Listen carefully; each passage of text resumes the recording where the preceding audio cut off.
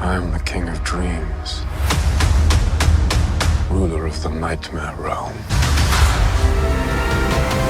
This month, we were treated to a new trailer for The Sandman, the upcoming adaptation of the legendary DC Comics series arriving on Netflix in August. For those outside the fandom of the comics, The Sandman and his origins are complex and perhaps a bit intimidating. So we're breaking down exactly what you need to know going into the first episode. You'll be well equipped to join the fandom of what's sure to be the talk of the internet next month.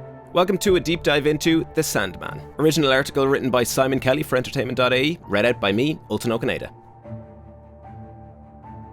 The Sandman originated in the 80s when a young Neil Gaiman, author of American Gods, Good Omens and Neverwhere, requested to revive the 1974-76 run of DC Comics by Joe Simon and Michael Fleischer.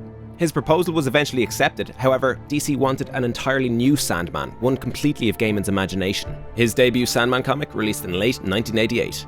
The story follows the titular protagonist, also known as Morpheus or Dream. The thin, pale character, a visual mix of Gaiman himself and Robert Smith of The Cure, is one of the 7 Endless, the anthropomorphic embodiments of powerful natural forces.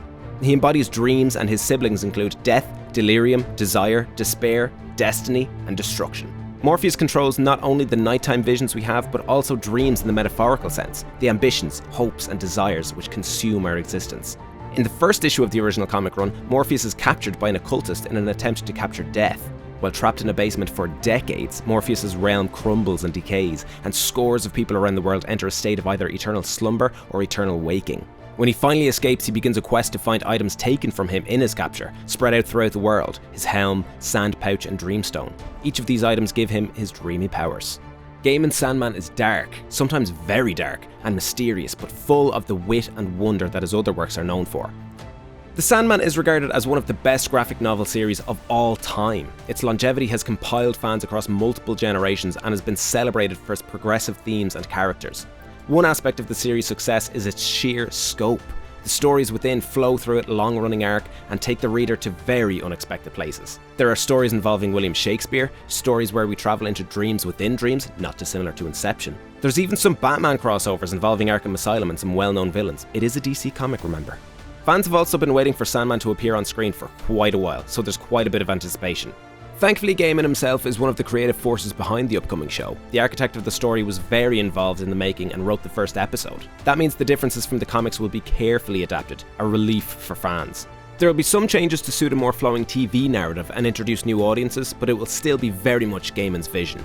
Other developers include David S. Goyer, who was involved in Christopher Nolan's Dark Knight series, alongside Alan Heinberg, creator of the Young Avengers comics. Dream will be played by Tony Award nominee Tom Sturridge. The rest of the cast is made up of an abundance of talent. Gwendoline Christie from Game of Thrones will play Lucifer, Jenna Coleman plays the gender-swapped Johanna Constantine, David Thewlis plays John Dee, Charles Dance plays Roderick Burgess, and Boyd Holbrook plays the sinister Corinthian. Stephen Fry, Patton Oswalt, Mark Hamill, and Kirby Howell-Baptiste also feature. The Sandman is not just for comic lovers. It's for anybody who broadly enjoys fantasy, horror, and sci-fi. It's a seminal work for many modern characters, including Morpheus from The Matrix, so there'll be many familiar themes to newcomers. It's an inclusive, progressive, and at times prescient story which is bound to resonate with modern audiences. Since it's very close to the arc of the original story, there's also no need to have read up on the comics before watching. However, it might help. If you're interested in reading some before the series comes out, we suggest starting with the Preludes and Nocturnes volume, which includes the first 11 issues. There is huge potential for the series, and the cast is full of incredible and well-loved actors. If all goes well, we could see multiple seasons of the show. Gaiman has already stated he has plans for more than one season.